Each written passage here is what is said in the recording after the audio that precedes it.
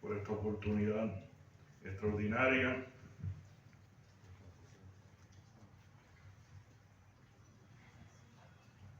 Quisiera presentar mi saludo y mi respeto a esta venerable escuela espírita que me recibe esta noche con tanto amor y con tanto cariño, a sus directores, al hermano doctor Edwin Bravo, a los directivos y a todos los que trabajan en esta casa para que haya un faro de luz en medio de esta ciudad, porque cada escuela, cada centro espiritista es un faro de luz que ilumina no solamente a los que vienen aquí, sino ilumina toda la comunidad alrededor donde se trabaja esta obra espírita. Saludo a todos los internautas que están a través de las redes y espero que hasta donde ustedes estén puedan recibir la vibración de amor que estamos todos recibiendo en este recinto. Ojalá que ustedes puedan ser partícipes a través de los fluidos de nuestros mentores espirituales, de esta vibración de amor que se siente en esta casa en este momento, donde estamos siendo bendecidos y amparados por nuestros espíritus de luz amigos. Vengo a este encuentro luego de pasar por Panamá y traigo un recado de la doctora María de la Gracia de Ender, que le envía a todos ustedes un caluroso abrazo, y de todos los hermanos de la FEDAC, que allá nos arroparon también con mucho cariño y con mucho amor, lo que nos hace llegar aquí muy motivados para realizar la tarea que tenemos que realizar en este viaje. Así que de parte de María de la Gracia, de la FEDAC, reciban ustedes su saludo, su abrazo y su solidaridad, porque están en este momento también conectados a través de la internet y vibrando en oración por el éxito de toda esta faena que realizaremos a lo largo de todo este fin de semana. Nuestro tema para hoy es hablar de las tres dimensiones del reino de Dios anunciadas por Jesús. Y qué hermosa la mañana cuando el hijo del carpintero José y de la bellísima y dulce María, dejando atrás la carpintería, se lanzó a los caminos polvorientos de Nazaret para ir al encuentro de su destino, para ir a la realización de su trabajo, del compromiso que había adquirido y que se había estado preparando a lo largo de más de 800 años ese momento del encarnar. Y luego habían transcurrido algunos 30 y tantos años, las fechas fluctúan conforme a los investigadores, también de preparación en la materia, y llegó aquel momento glorioso. Era un sábado esplendoroso, el Sabbat, el día que se conglomeraban en todos los pueblecitos pequeños, en las sinagogas, que eran lugares tal vez acogedores como este, donde iban las familias, los niños tenían un lugar aparte para ser educados, las mujeres tenían un salón aparte y los hombres se congregaban en el salón principal a discutir las escrituras, a discutir las enseñanzas morales, como acostumbramos nosotros a hacer, como lo acabamos de hacer, escuchando al doctor con su disertación tan hermosa. Y Jesús llegó, y alguien lo llamó para que viniera a hacer la lectura. Sabemos por eso que Jesús sabía leer. Sabemos que nuestro amado Maestro sabía leer. Y aquella mañana, casualmente, y nosotros sabemos que la casualidad no existe, causalmente, le entregaron el rollo de la profecía de Isaías, que precisamente anunciaba el trabajo del Mesías que habría de llegar. Y Jesús leyó en aquel Isaías 61, verso 4, el Espíritu del Señor está sobre mí, Él me ha ungido para llevar buenas nuevas a los pobres, para anunciar la libertad a los cautivos y a los ciegos que pronto van a ver, para despedir libre a los oprimidos y proclamar el año de gracia del Señor. Inmediatamente cerró el rollo donde estaba esta escritura y comentó: a ustedes le están llegando noticias de todas partes. Ustedes están escuchando que los ciegos ven, ustedes están escuchando que los paralíticos caminan, ustedes están escuchando las obras que realizamos. Y es que esta profecía se está cumpliendo en mí en este momento. Recordemos que estaba en Nazaret, en su pueblo, en el pueblo que lo vio crecer de niño. Y en aquel salón, muy probablemente, estaba su familia. Dice el Evangelio que en lugar de recibirlo, en lugar de todo el mundo alegrarse y decir: mira qué bueno, el Mesías de aquí, de Nazaret, como si fueran de Puerto Rico o como si fueran de Guatemala, lo primero que dijeron: pero ¿cómo va a ser este el Mesías? El hijo del carpintero, el hijo de María, que la hermana es fulana, Miriam, que el hermano es fulano, de aquí, de Nazaret. No, hombre, no. Y se formó un gallinero allí, que terminaron empujándolo hacia afuera de la sinagoga y lo llevaron hasta un despeñadero con intención de arrojarlo por el despeñadero y allí que allí muriera. Jesús fue perseguido desde la cuna hasta la crucifixión, siendo el espíritu más puro que ha pasado por la tierra. Así que imagínense qué podemos esperar para nosotros que estamos en aprendizaje continuo y en este momento en una reencarnación, reparando muchos errores que hemos cometido en otro tiempo. Y de ahí el propio Jesús nos dijo que nadie es profeta en su tierra. Qué interesante, ¿verdad? Nadie es profeta en su tierra. Los suyos no los recibieron. Y nos tendremos que preguntar: ¿y qué pasó? ¿Por qué un anuncio como ese, que debió haber sido acogido con tanta alegría, fue acogido con tanta hostilidad? Pues tendríamos nosotros que remontarnos a ese tiempo en que Jesús llegó y cómo era esa sociedad. El pueblo hebreo estaba intervenido por Roma. Roma había conquistado al pueblo hebreo, había conquistado toda la Palestina y estaban sometidos. Y bajo ese sometimiento el pueblo se dividió en 5 facciones, que eran partidos políticos religiosos. Y usted puede imaginarse lo que ocurre cuando se une el fanatismo religioso al fanatismo político. Es una bomba de tiempo, ¿verdad que sí? Fanatismo es fanatismo, como quieran.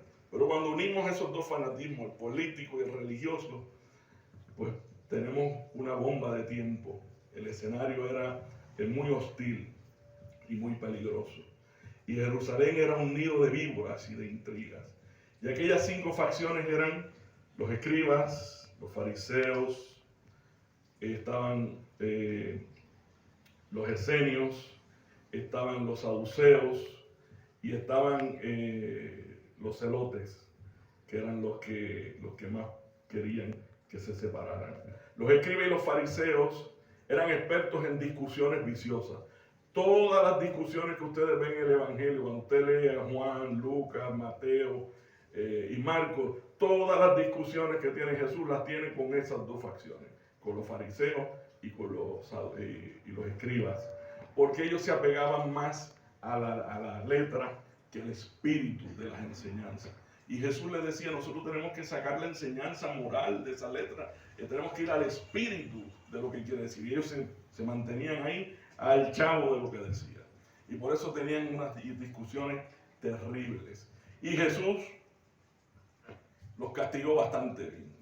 Delante de todo el mundo les decía hipócritas. Tanto así que hasta hoy la palabra fariseo es sinónimo de hipócrita. ¿O no es así? ¿Verdad que sí? Cuando usted tiene a alguien que es hipócrita, también nosotros decimos: fulano es un fariseo. 2000 años después, mire si Jesús le repitió a esa gente que eran hipócritas. Le dijo que eran sepulcros blanqueados por fuera, llenos de podredumbre por dentro. Que lo que hacían era gastarle el dinero a las pobres viudas en oraciones interminables que no se acababan hasta que se acababa el recurso económico. Y por eso Jesús fue muy severo señalándole esas cosas a ellos. Estaban los celotes, que eran los escribas y los fariseos. No aceptaban el yugo de Roma, pero tampoco se atrevían a enfrentarlo. Así que eran pusilánimes, eran vigorosos, fuertes cuando iban a atacar a un nacional, pero cuando iban a atacar al invasor eran cobardones. Los celotes querían sacar por la fuerza a los romanos de allá, de Palestina, y estaban dispuestos a morir en el intento.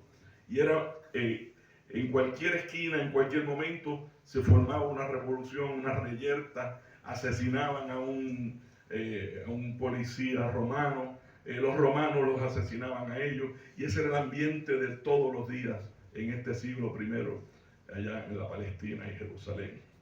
Los esenios eran monjes que estaban en el mar, cerca en el desierto, frente al mar.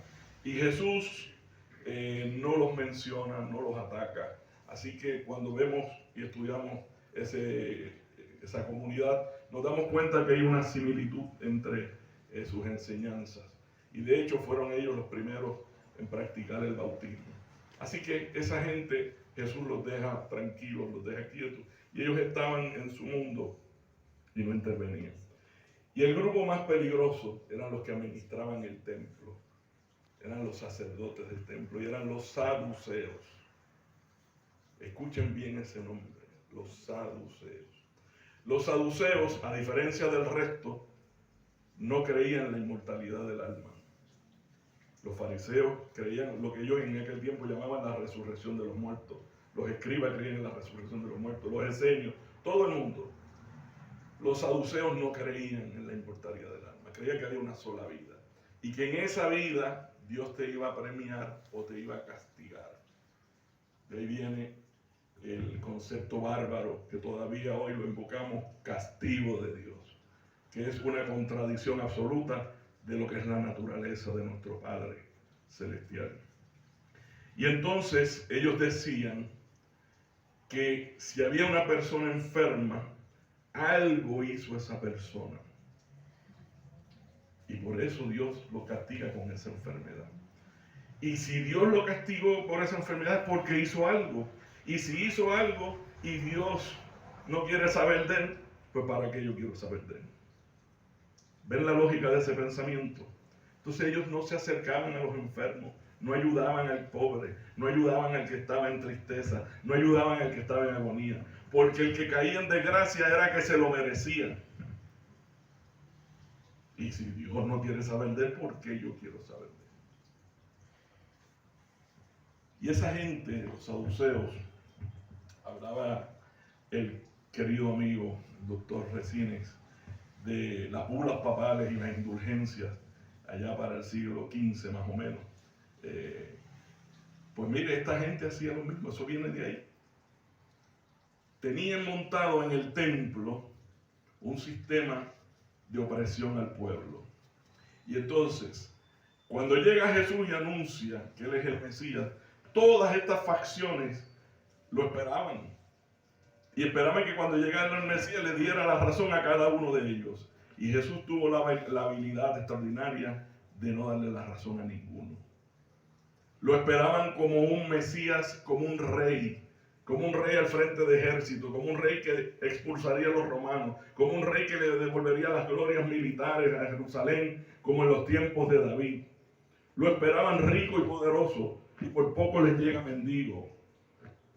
Nació en un establo, por cuna un pesebre, hijo de un carpintero y de una muchachita dulce y preciosa, nuestra Madre María de Nazaret. Esperaba que llegara a aliarse con una de esas facciones para adquirir el poder político, el poder temporal, el poder de la tierra. Y Jesús se alió ¿con quién? Con los pobres y los oprimidos. ¿Lo oyeron que lo acabo de leer? El Espíritu del Señor está sobre mí. Vamos a leer esa parte otra vez. Pues mucha gente no entiende por qué crucificaron a Jesús. El Espíritu del Señor está sobre mí.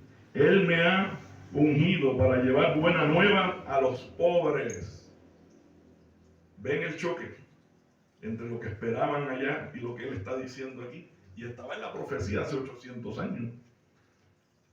Para anunciar la libertad a los cautivos y a los ciegos, que pronto van a ver, para despedir libres a los oprimidos y proclamar el año de gracia del Señor. El año de gracia del Señor no era otra cosa que un gran jubileo. Cada 50 años en Jerusalén celebraban un jubileo. Y ese jubileo no era otra cosa que daban salda las deudas. Era el momento en que se daban por salda las deudas, e incluso los esclavos recibían la libertad. Y Jesús dijo que venía a traer un gran jubileo para saldar todas las deudas. ¿Y cuál era la mayor parte de las deudas que tenía la gente? Sus pecados. Y venían a emanciparlos. Pero había un problema, que el templo se sostenía y la economía de Jerusalén se sostenía de los pecados. ¿Cómo? Bueno, existía el sacrificio de expiación. ¿Qué es el sacrificio de expiación? Usted faltó a la ley divina. Usted se apartó de Dios. Por lo tanto, usted merece morir. Pero usted no quiere morir. Entonces Dios le da la oportunidad, o mejor dicho, el templo le daba la oportunidad que usted buscara a alguien que muriera por usted. Y así usted no tenía que morir. ¿Y quién era ese alguien que muriera por usted? Pues un ovejo, un becerro, un animal de los que se aceptaban en el templo. Y la gente tenía que peregrinar de cualquier punto en que se encontrara, en Grecia, en Turquía, en la diáspora o en todo el territorio, al templo. Tenía que ir allí al templo, a Jerusalén. Tenía que llevar un animal que fuera inmaculado. O sea, el animal no podía tener una llaguita, no podía tener un tajito, no podía estar sucio, tenía que ser perfecto. Ofrecérselo al Señor a cambio de mi vida. Y el animal moría por mis pecados. ¿Verdad? Qué fácil. El pobre animal va supuestamente a sufrir por mis culpas o por mis errores. Nosotros sabemos que podemos acabar con las ganaderías enteras, y la ley de la reencarnación que nos dice que tendremos que venir otra vez a reparar lo que hicimos. Pues en ese tiempo eso era lo que ocurría. Pero ¿qué pasa? Que usted llegaba, si usted vivía a 3 pueblos de allí, usted iba cargando un ovejo para allá. Cuando usted llegaba, el sacerdote allí no se lo aceptaba. ¿Por qué? Porque no era inmaculado. Imagínese usted probablemente una semana en el camino arrastrando un animal. ¿Cómo llegaba ese animal allá al templo? ¿Verdad? Pues no se lo aceptaban. Así que usted tenía que comprárselo a ellos, para que vayan viendo por dónde va la cosa. Y se lo tenía que comprar a ellos a sobreprecio. Si ese ovejo en la calle valía 20 quetzales, pues imagina, ahí se lo iban a vender a 40 o a 60. Pero ¿qué pasa? Que usted llegaba de allá de su pueblo con monedas, y las monedas suyas eran impuras también. Usted no podía entrar al templo con esas monedas. Así que estaban las mesas de los que cambiaban las monedas, y ahí le devaluaban su dinero. Usted llevaba muchos chavos y le daban poquitos en moneda del templo. Así que ya usted está comprando un animal a sobreprecio, con moneda devaluada, de la que el sacerdote utilizaría apenas la sangre. Y probablemente cuando usted llegara a la posada por la tarde, se iba a comer un estofado del mismo animal que usted compró a sobreprecio. Y esto era un comercio extraordinario. De eso vivía el templo. Y los saduceos vivían como reyes. Y los saduceos estaban en componenda con los romanos. Porque siempre que los romanos le permitiera a ellos mantener ese negocio y sus familias cada día lucrándose más, pues ellos eran los únicos que no tenían problema con los romanos, que no querían expulsar a los romanos de allí. Y Jesús ve a ese pueblo sufriente, porque como acaba de explicarnos el doctor, ¿y los pobres qué? Tal vez usted podía ir al templo, usted podía pagar el sacrificio, usted podía quedarse una semana allí, usted podía tener todos esos gastos. ¿Y los pobres? Esos no tenían oportunidad. Esos no tenían oportunidad. Para eso no había esa válvula de poder liberar la conciencia. Porque la ley de Dios nos dice el libro del Espíritu que está escrita en la conciencia. Y cuando usted falta a la ley de Dios, en algún momento esa conciencia no lo deja tranquilo, ¿verdad que sí? Y usted quiere de alguna manera liberarse de esa culpa. Y la válvula que había en ese momento era la del sacrificio de expiación. Pero los pobres no podían alcanzarlo. Y ahí es donde Jesús trae el concepto del perdón de los pecados. Los únicos que podían perdonar los pecados eran los del templo.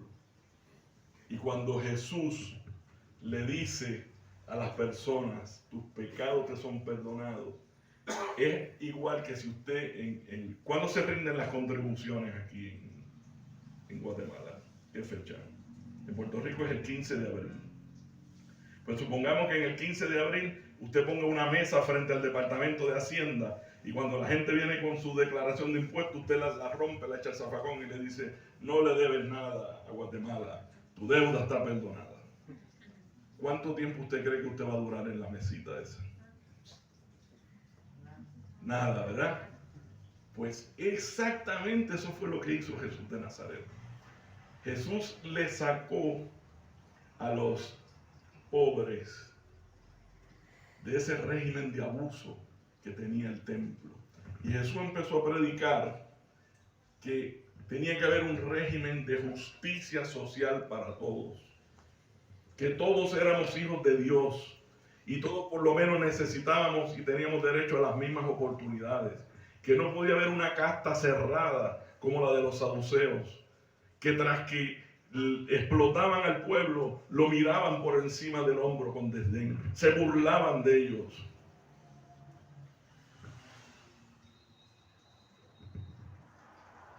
Los ofendían, los humillaban. Y un día Jesús dijo, venid a mí los que estáis trabajados y cargados, y yo os haré descansar. Traed mi yugo sobre vosotros y aprended de mí, que manso soy y humilde de corazón, y hallaréis reposo para vuestras almas.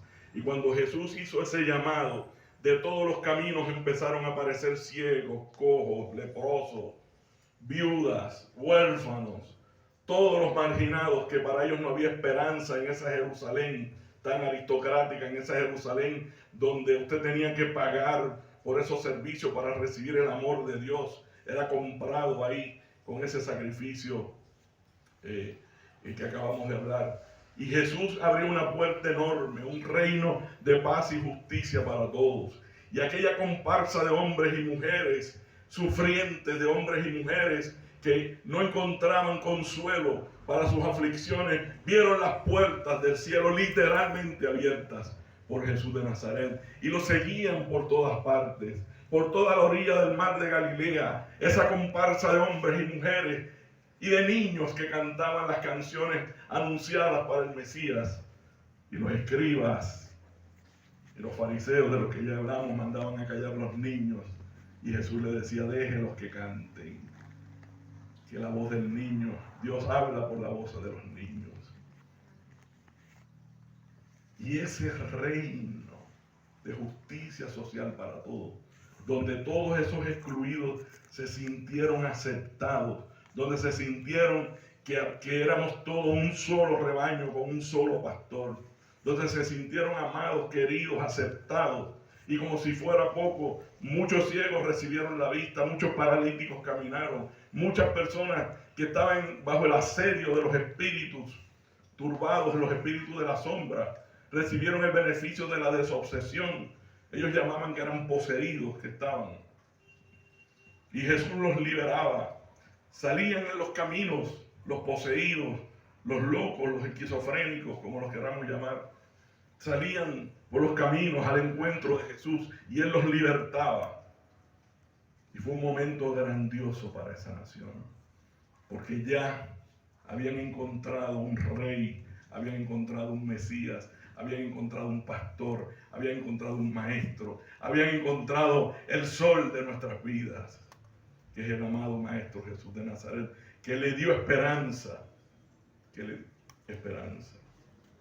Y ese momento y ese estado de situación si algún día la tierra llegara a ese estado de situación donde todos fuéramos tratados como hijos de Dios con igual oportunidad, no existirían las fronteras, no existirían los ejércitos, no existiría el hambre, no existirían las guerras, no existiría la violencia, porque la violencia, la drogadicción y toda esa violencia se germina en los barrios marginales, ¿o no es así?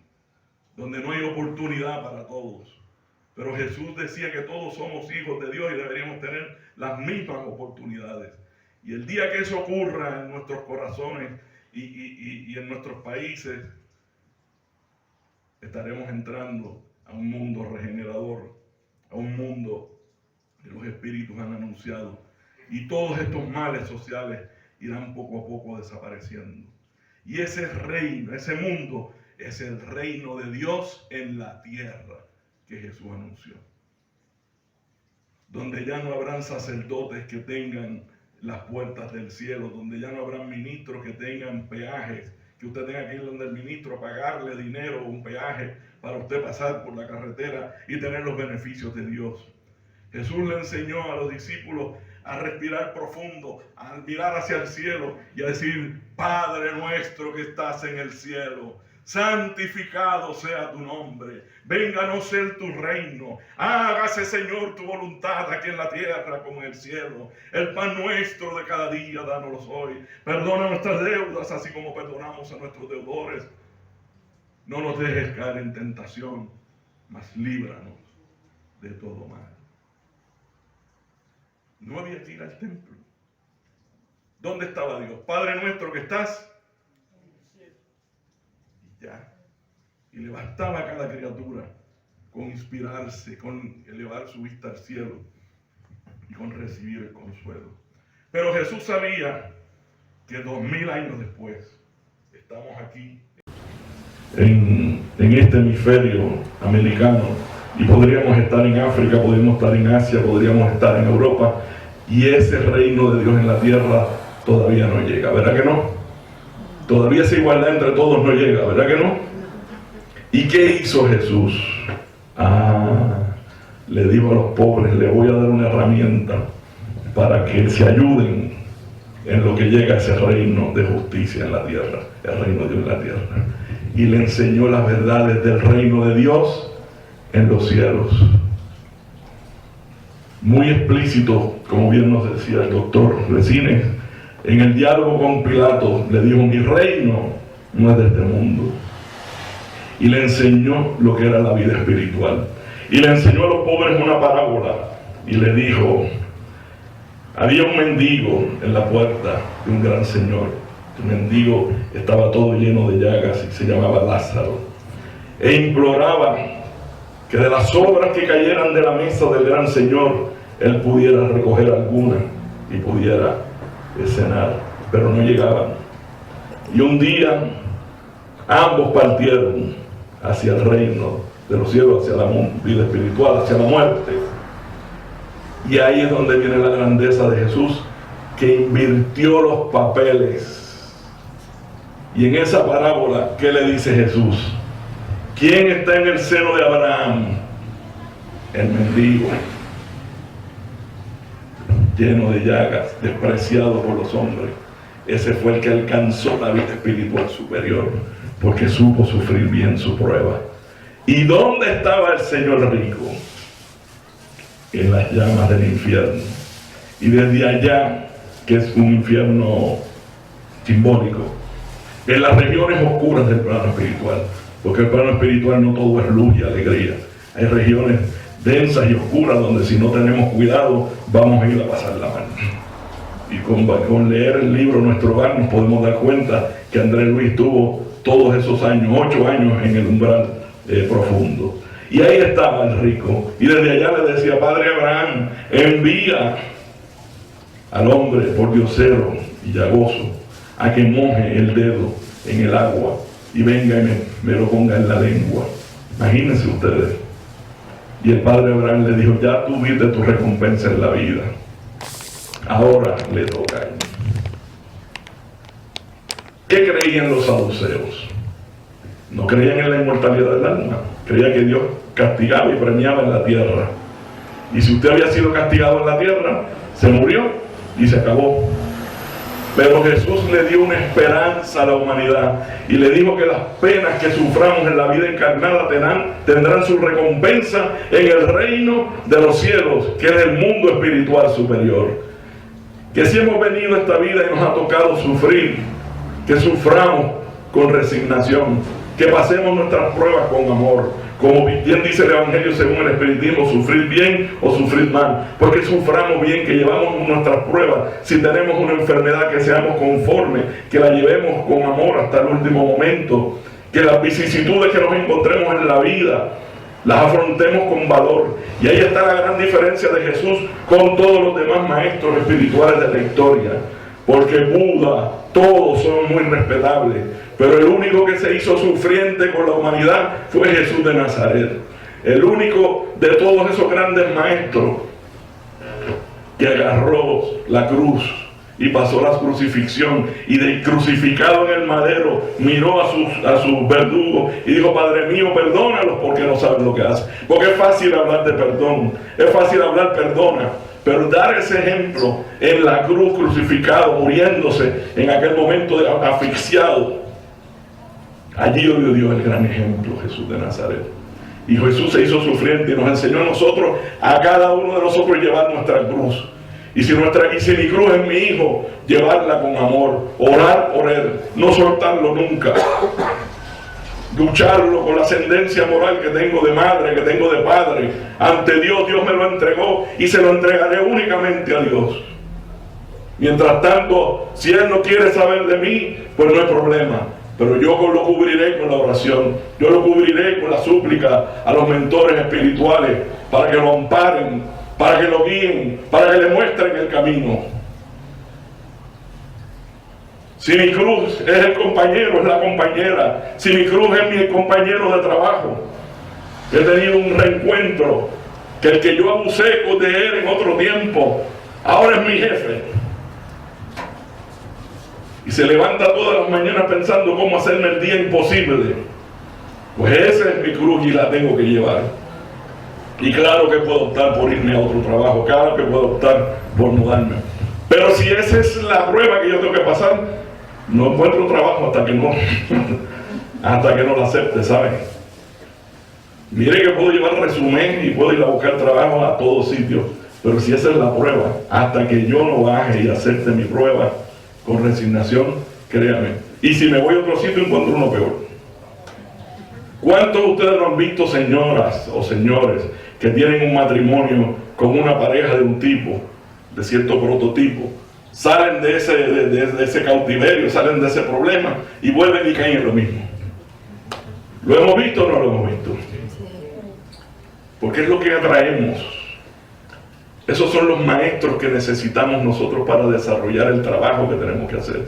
Y por eso Jesús nos enseñó a llevar la cruz con amor, a llevar la cruz con entendimiento, a aceptar nuestras pruebas. Y más que nosotros reconocemos y conocemos ahora con el Consolador prometido, tal como nos manifestó el doctor Resines, la reencarnación, que Jesús habló de ella, pero no tenemos tiempo aquí para explicarlo. La reencarnación, sabemos que todos esos son reencuentros de vidas pasadas, y que por eso hay que hacer una diferencia entre el amor y el enamoramiento, porque ya lo dice la palabra. Él no vio y ella no veía. El novio y la novia se encontraron y él no vio y ella no veía. Y qué bonito el pelo, y qué bonito se ríe, y qué bonito esto, hasta que nos casamos y las máscaras se caen y nos reencontramos realmente los enemigos que fuimos del pasado, y como si fuera poco, traemos 2 o 3 más como hijos, y los hogares se tornan en vivencias complicadas, que si nosotros no estamos agarrados de la oración, si nosotros no estamos agarrados de la fe, si nosotros no estamos agarrados de todo el conocimiento espiritista que tenemos, el barco zozobra, el barco se hunde.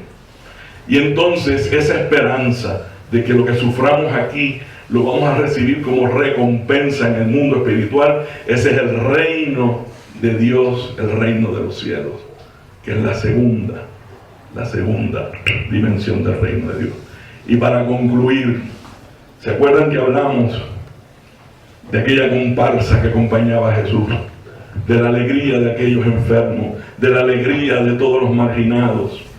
Dichoso el que pueda imaginarse esa comparsa, dichoso el que pueda transportarse en su imaginación y ver a aquella gente con alegría recibiendo la noticia de la buena nueva, las buenas noticias del reino de Dios. Ese sentimiento profundo que hay en nuestro corazón, ese es el reino de Dios dentro de nosotros.